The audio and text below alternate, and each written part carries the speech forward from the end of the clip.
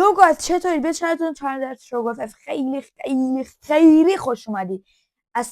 از تایتل ویدیو که فهمیدید قراره امروز با هم دیگه لبوبو باز کنیم. میدونم از ترندی افتاد ولی دیگه ما گرفتیم که دیگه گفتم چرا من نگیرم.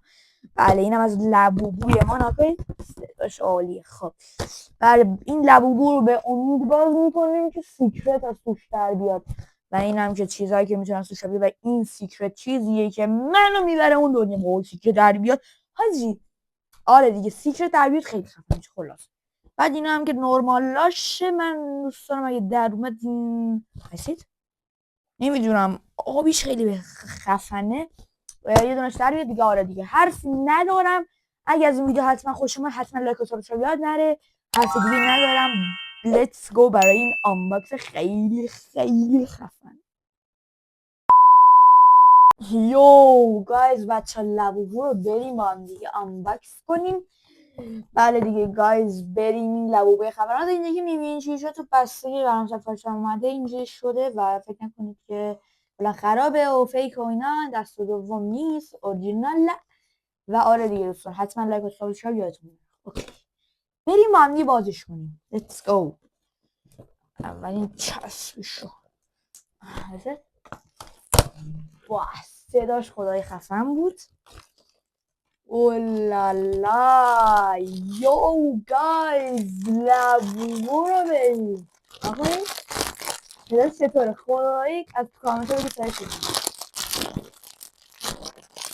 بله این صداش شما کار رو بگید خدای خفنه. حالا توش از همه مونده که دیگه آلماس آخرشه. حاجی بریم هم دیگه بازش کنیم. تا قبل اینکه بازم بگید تو کدومش همین الان تو کامنت رو که تقلب نکنید همین الان بگید. خب بعد قبل چیز قیچی رو آوردم که بریم بازش کنیم. بله لیتس صحبت بنظرتون چی حاجی؟ خیلی فکر کن سیکرت باشه بابا. سیکرتش کنم قهوه‌ای بود. آره فکر کنم دیگه چون حاجی یو حاجی نبیدمش. لیتس گو. حاجی سیکرت سیکرت در آوردم گایز. حاجی سیکرت رو ببینید شما. فکر کنم قهوه سیکرت دیگه. حاجی سیکرت پشمام. حاجی چقدر بانمکه. پشمام حاجی سیکرت در اومد. ببین گایز به خاطر اینکه سیکرت در اومد خدای سابو بزن.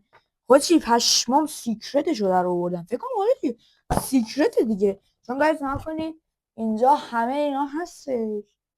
نکنید این قهوه‌ای اصلا نیست حتما سیکرت. تو کامنت خلاصه بنویسید سیکرت یا نه ولی خیلی خیلی خیلی خیلی خیلی خیلی خفنه حاجی. پشمام اولین بارم که تو اون رو یه لبوبو رو باز کردم سیکرت در اومد و نقطه من دیگه که و آره دیگه گایز و آره دیگه اگه حتما از این ویدیو خیلی خیلی خوشتون اومد لطفا لایک و سابسکرایب رو بزنید. خیلی من حمایت میکنید که بتونیم چنلمون رو با هم بزرگ کنیم. و اگه بازم از این ویدیو آنباکسی و اینطوری خوشتون میاد حتما بهم بگید. آره دوست دارید حتما براتون میذارم. و آره دیگه دوستان یه حرفی ندارم تا یه ویدیو دیگه. فعلا بدرود.